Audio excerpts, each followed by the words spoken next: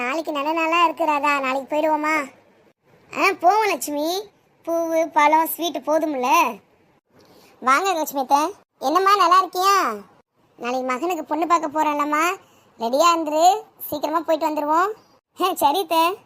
என்னத்தை உங்கள் மகனுக்கு யார் பொண்ணு கொடுக்குறது?